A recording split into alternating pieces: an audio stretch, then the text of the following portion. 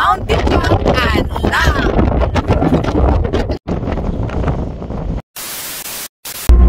So, ngayon, pababa na kami and we will go to Mami Cave.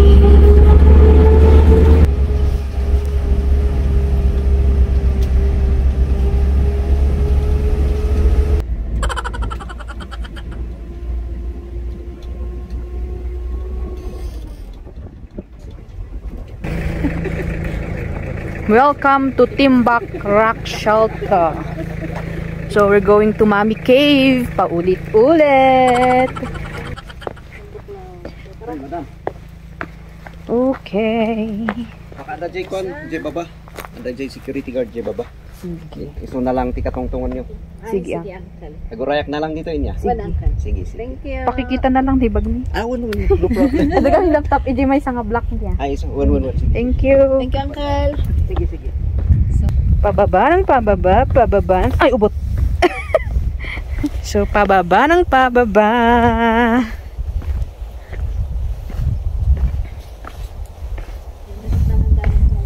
Oo. Pero, masakit yung legs ko kaya makapit ako dito sa railings. Ayan. Pero, alam nyo ba guys, yung isang kasama namin dun sa may transient, 83 years old, kinaya yung ganito kataas, pongga. Pakita namin. Yan. Ganyan talaga. Oh, di ba? Ganyan oh. Pak. Di ba? Ang taas. Pero kinaya ng 83 years old. Mantakin nyo yun guys. Malakas yung tuhod. Mas malakas pa sa akin. Ayan. So, dahan-dahan lang tayo kasi masakit sa legs. Ang kabundukan ng Cordillera. Yan. Magsawa kayo sa video ko. Mga nature lover dyan. Bonggang-bongga. Masakit yung aking legs.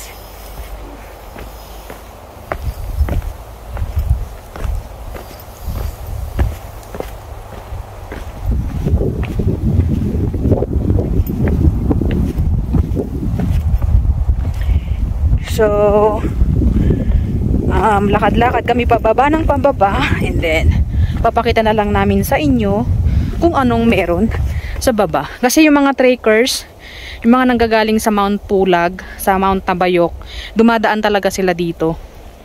Nilalagay nila din sa itinerary nila. Sa mga joiners, backpackers, ganun. Dumadaan sila dito. Kasi kung makikita nyo sa Facebook yung Mami Cave, Kabayan. Dito po yun guys. So let's see. Ayan. Yung mga mountains.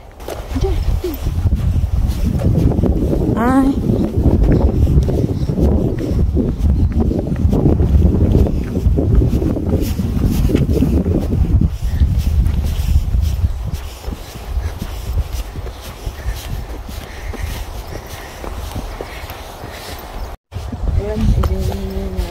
Sunrise na.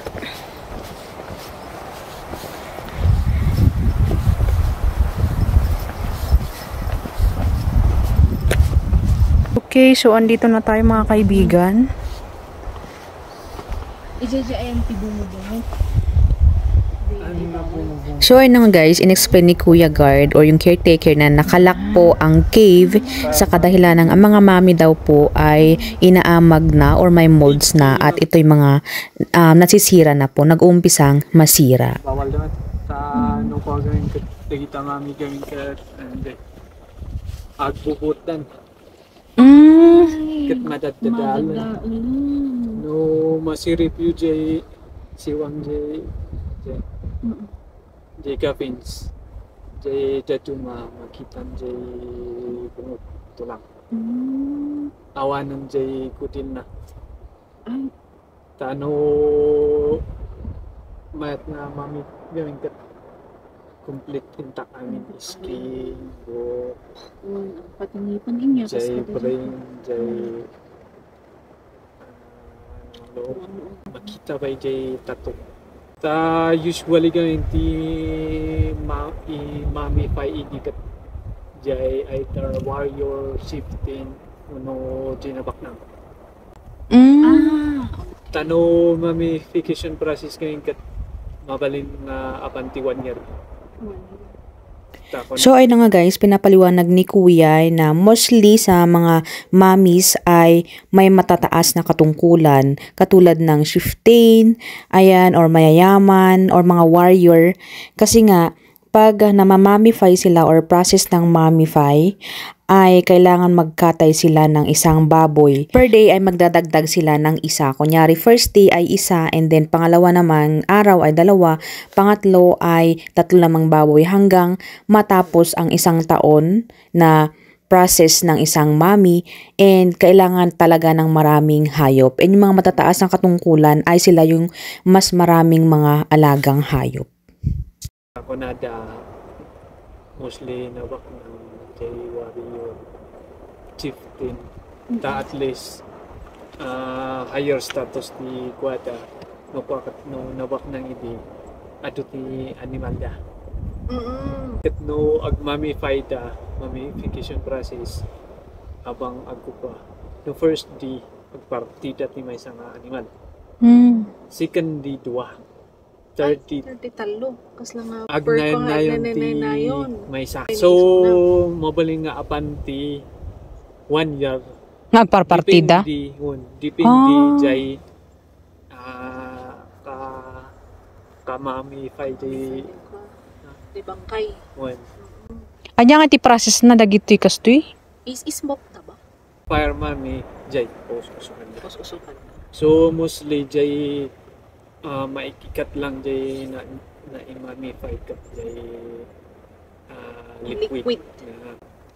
At drip in. So, pinapaliwanag din ni Kuya Guard na ang mummify or yung mga mami ay pinapaisukan. So, ang tawag nila dito is fire mami. Ayan, so, bago pala mamamatay ang tao or yung isang mami, ay papainumin nila ng tubig na may maraming asin. And pagkatapos nun guys, pag kunyari namatay na yung isang tao, yung isang warrior o kung sino man na imamamify is, saka lang nila talian na kunyari parang fetus style and then bago nila pausukan. Ayon din kay Kuya Guard, nung tinanong ko kung sino yung mga andun sa mga coffins ay hindi din daw nila alam. Kasi mostly sa mga mommies guys, ay mga sacred and hindi basta-basta guys. Kaya lahat ng mga mommies dito sa Kabayan guys is andito sa mga bundok. So, andyan po sila. Sinasabi ng guard na andyan lang mga yan. So, mga halos 15 ata na mommies ang meron dito sa may Kabayan.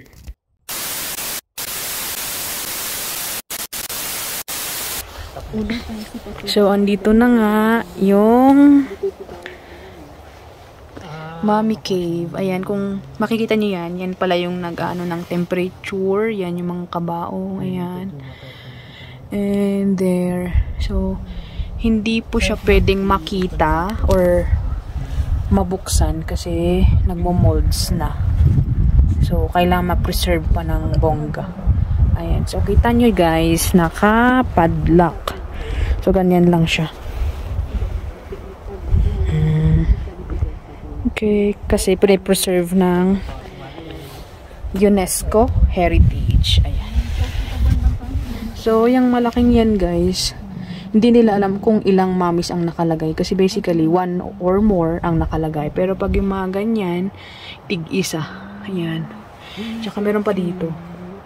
So, bilang ko sa mga nakalagay is 6. Pero 3 yung nakabox.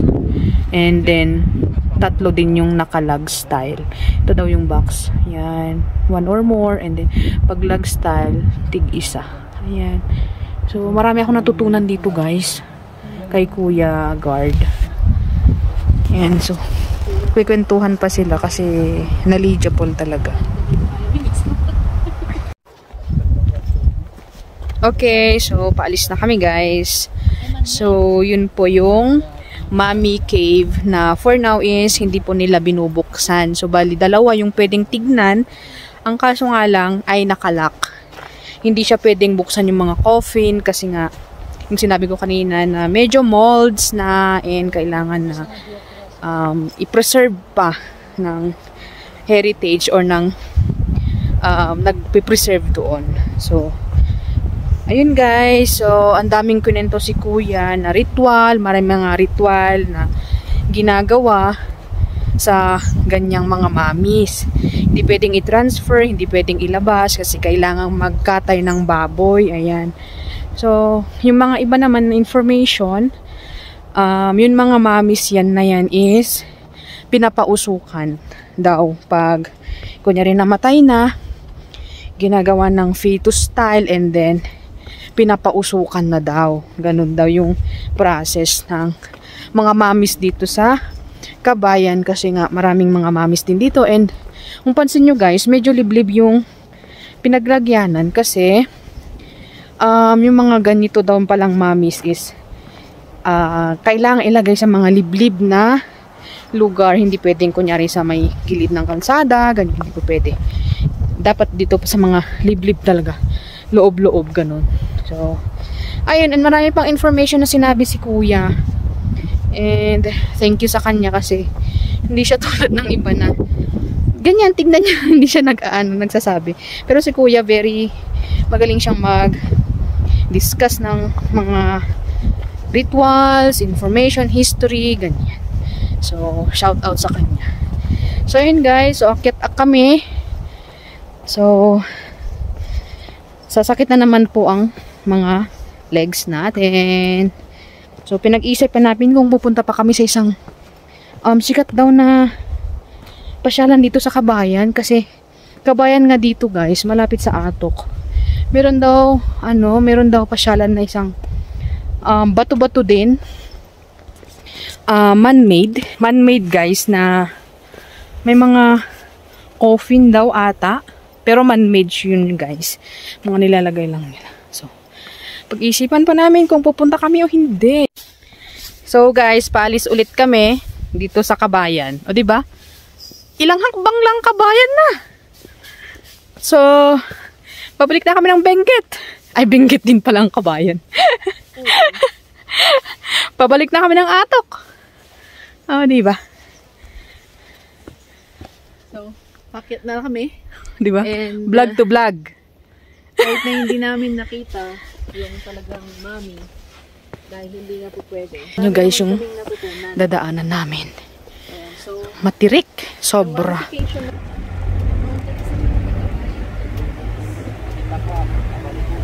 So, ayun. Pauwi na as. Malayo pala yung, ano yun, Tinungsyon. Next time na lang.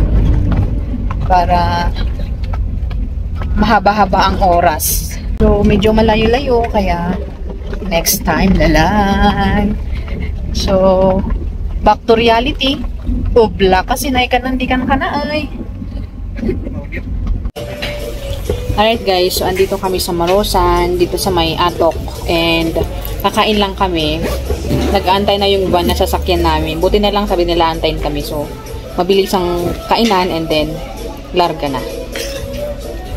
You're my sweetest addiction, you're my strongest inspiration, and I love you. It's true, there's no mountain I could not climb as long as you are mine, and I thank you for being you.